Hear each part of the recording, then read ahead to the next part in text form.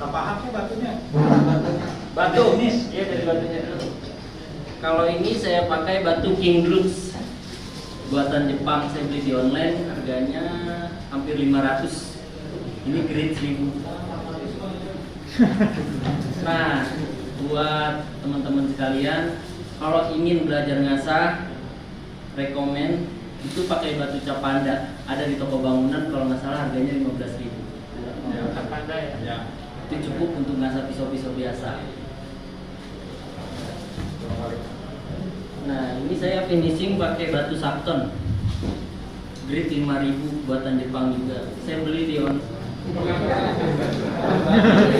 tuntutan ini Pak, hasil tuntutan karena banyak yang ngasah ke saya, mau nggak mau harus beli batu yang ini supaya makin maksimal kesannya. Ada alternatif nggak Mas? Kadang kan dikasih alternatif tuh. Capanda. Selain Capanda, apalagi gitu yang untuk kan grade-nya kan macam-macam tuh. Capanda sama batu-batu bungkal Pak. Saya sih biasa dulu baru-baru belajar ngasah belinya di pasar Parung. Harganya 20 ribuan tuh. Ada yang licin pokoknya halus. Batu gunung. Bungkal, batu gunung. Kalau Cimapak Pak, benar nggak batu Cimapak Pak? Yang merah tuh. Waduh, Gede. nemuin batu. Di Depok Pak, di daerah dulu ada. Merah banget kan. Cimakaknya daerah Yang penting halus kan? Iya, untuk finishing yang penting halus. Pokoknya finishing dimulai dari grade 3.000 sampai seterusnya. Saya sih biasa mentok sampai grade 12.000. 12.000 itu udah licin.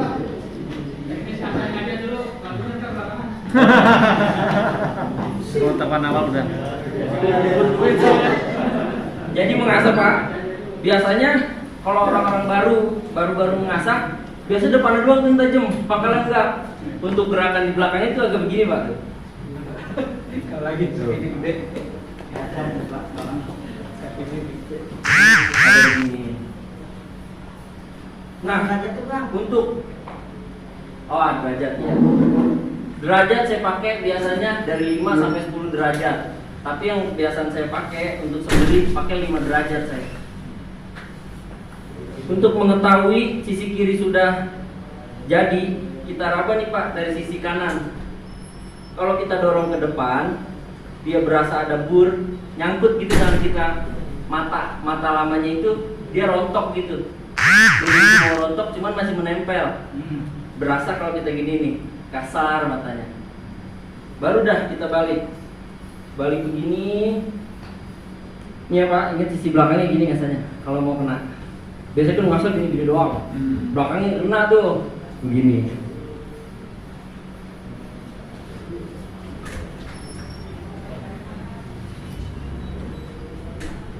Nah, ntar kalau burnya udah ada di tengah nih Pak, biasanya dia rontok sendiri. Tinggal kita mainin di batunya. Tekanan yang awalnya kita tekan kencang, agak diambangin. Ntar dia ngumpul kayak uncu Pak. Pada kecil-kecil sini, mata lamanya tuh copot nempel di sini. Terus aja dari pangkal belakang sampai pangkal depan kita ambang. Kalau kita cek matanya udah copot semua, udah rata, baru kita naik ke finishing. Nah, di finishing ini kita nggak usah terlalu ramah karena mata awalnya itu sudah hilang. Ini hanya untuk menghaluskan. Sudutnya berapa tuh? 5 samain Pak, jangan berubah-ubah. Pelan aja diambang. Kalau kebiasaan saya di finishing kanan 20, kiri 20. Kalau pakai batu ini, kalau pakai batu vokal balik lagi dah. Bisa 50-50. Iya. Di sini pelan-pelan aja Pak.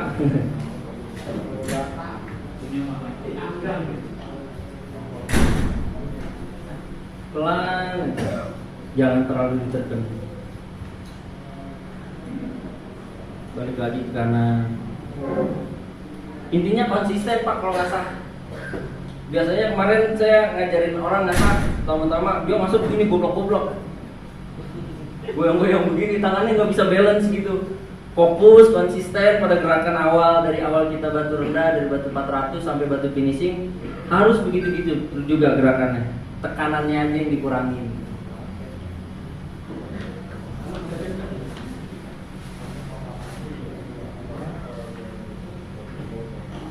Pelan aja Pak.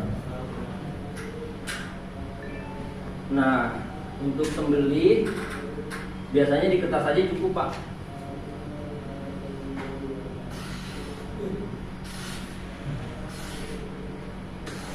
Ini kurang. Bang, untuk memasak pakai minyak atau pakai air? Saya biasanya pakai air. Kalau pakai minyak disabten rasanya aneh, ini batunya udah licin. Kalau mau cobain boleh ke depan. Yang mau nyobain. Nggak ada suaranya ini batu Pak. Kalau pakai air, set. Tapi hasilnya itu ajib, emang sesuai sama harganya sih Pak. Ini bukan apa sih Pak, pengalaman yang saya rasain.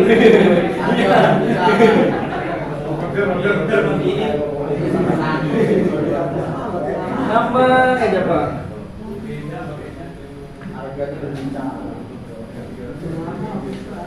Mahalan asahannya sama goloknya. Nah, ketika pisau sudah tajam dari rumah kita asah menuju tempat penyembelihan di masjid ataupun dimanapun, itu kita nggak cukup Pak ngandelin asahan dari rumah aja, nggak cukup, kita harus punya ini. Karena kan sapi kurban di lapak, goler sono, goler sini, dimandiin kagak, sebulan full, diantar ke masjid, kan banyak pasir tuh Pak pada nempel di badannya. Nah tuh mikro matanya itu pecah-pecah kalau kena pasir, dia nggak bertahan lama. Apalagi untuk ngeset. Untuk ngeset biasanya jadi sini nempel lemak nih Pak, menutup mikro mata. Itu yang menyebabkan kekudulan sama urat tuh. Dia bisa ngancurin mata juga. Karena kan bila sembeli seset pada flat tuh, kecuali golok cacat, ngebempel dia matanya. Nah biasanya saya pakai ini nih Pak. Ini sangat penting untuk membantu kerja di lapangan. Biasanya kita ngeset 10 kali, 15 kali gerakan gini, udah kudu di kristal lagi pakai ini. Ini fungsinya untuk meluruskan mata, untuk membersihkan lemak yang menempel pada mikro mata. Ya simpel sih Pak, mau nggak mau harus punya ini. Nggak bisa kita ngandelin mau ngasah di saya, misalkan Bapak ngasah di saya nih, saya ngasah di batu Bang Isan bertajam ajib, batunya kan 1.100.000 tuh. Itu nggak bisa diandelin tuh Pak, nggak bisa, pasti kudul. Saya pun begitu, pasti saya bawa ini. Murah Pak, 65.000 ininya. Padahal mah nggak nyetel, ininya 1 juta, ini 65.000. Itu kan kalau pakai skarpening gimana Pak? Skarpening? Iya. Maksudnya apakah dia rekomendasi itu atau skarpening itu? Yang saya biasa andelin ini Pak. Bukan yang skarpening yang paling ya? Ada sharpening, ada honing. Tapi saya biasa pakai honing. Ini honing tipe halus, sharpening. Yang pasar ya? Honing.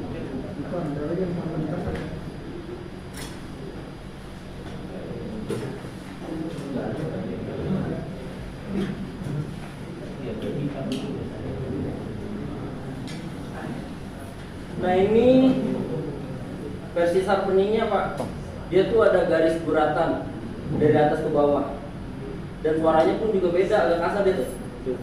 Ya maksud aneh itu apakah dia rekomend setelah potong pakai skarpening atau pakai honing atau pakai stropping?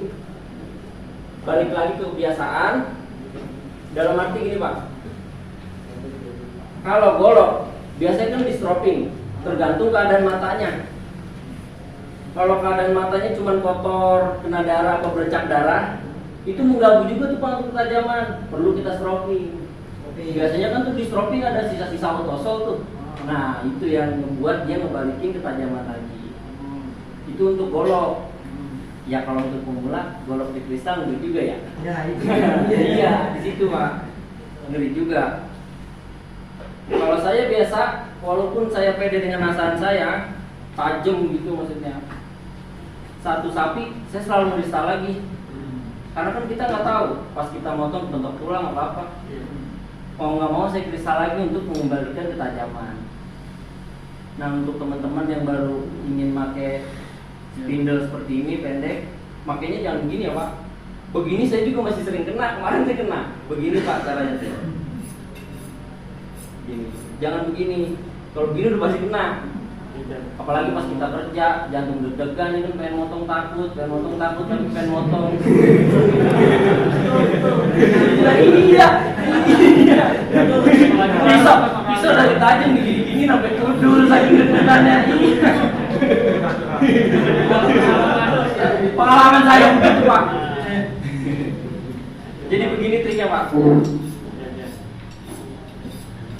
Nah ini juga kudu konsisten gerakan. Jangan di sebelah sininya segini, terus di sebelah sininya rebah 5 derajat, di sini 10 derajat. Nah nggak ketemu tuh Pak.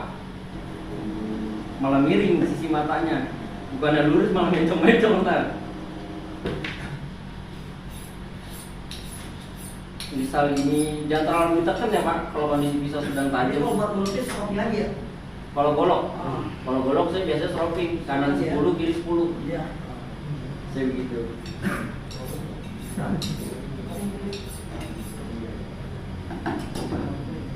Nah, ini stropping. Stropping itu kulit sapi Pak. Kulit sapi biasanya kita makainya begini dari ujung. Kalau kebiasaan saya dari ujung, ada juga yang dari belakang begini, begitu, terus begitu. Kalau saya dari ujung gini.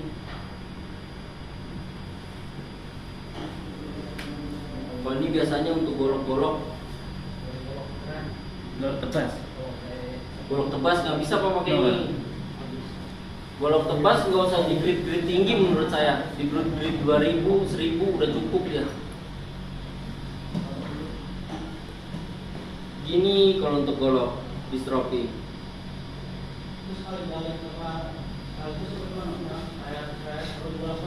Bolak balik. Ada yang 2 kali. Kalau saya sekali. Gini, tarik lagi gini. Itu buat ngajuin juga. Buat mengembalikan ketajaman. Tapi lihat lagi Pak. Biasanya kan kalau motong kena tulang, namanya pisau sembeli atau golok sembeli, itu flat banget tuh Pak matanya.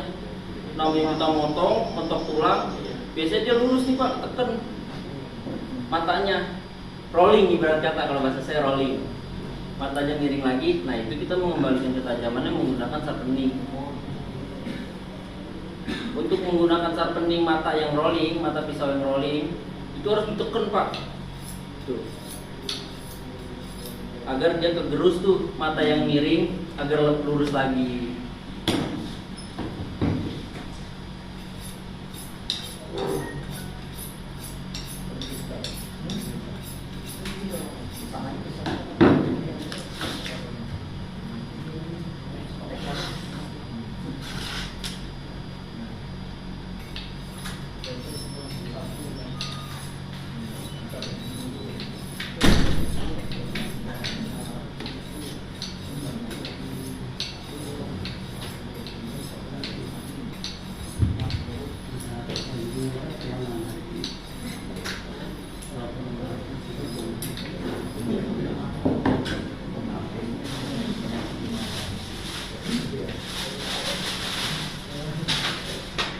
Ini coba kita tes pakai plastik.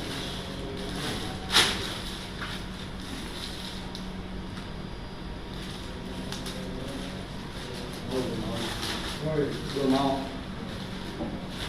Branded.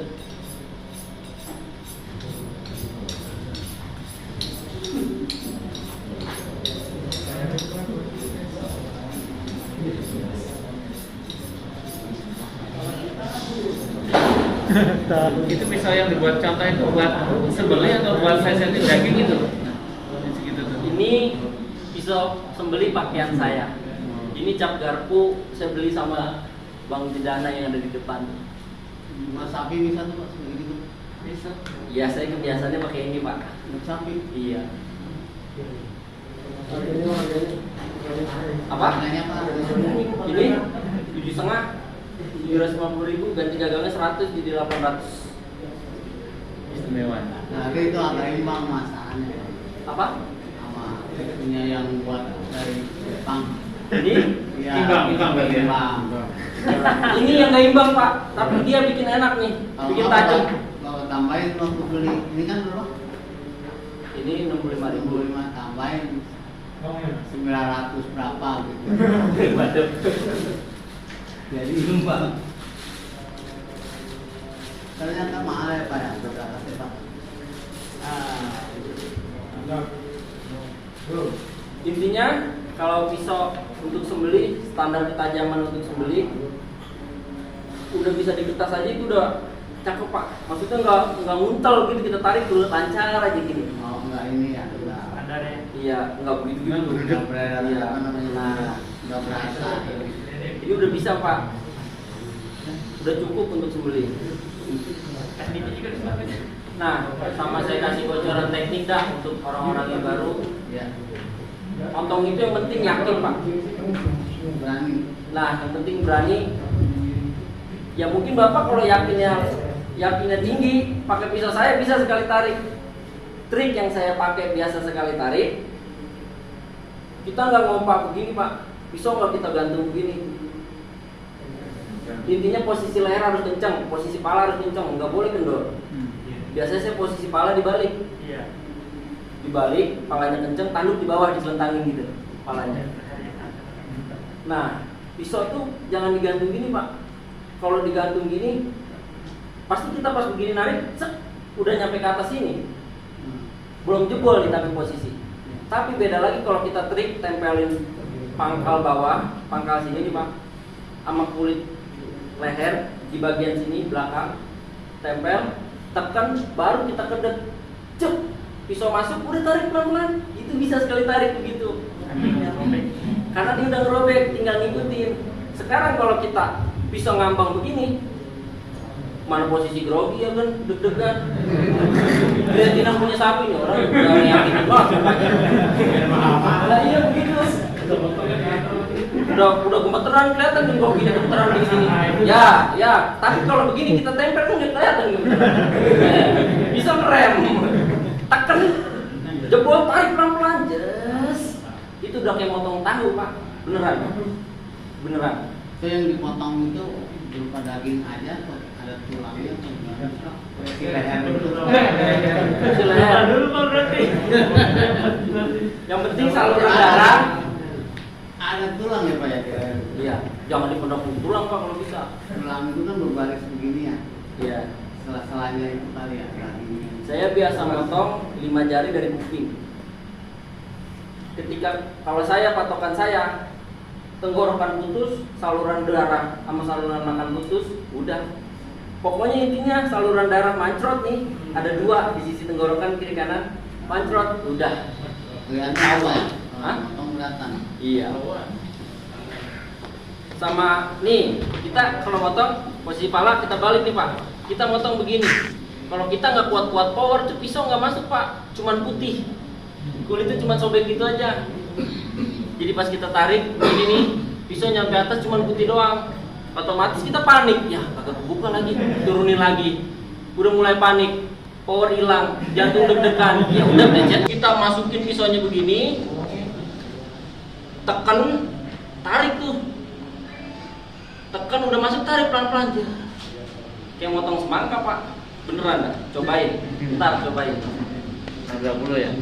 Apa? Tanggal 20. Iya, tanggal 20 insya Allah. Ambil dulu yang kecil. Jangan Ayam dulu pak. Oh iya.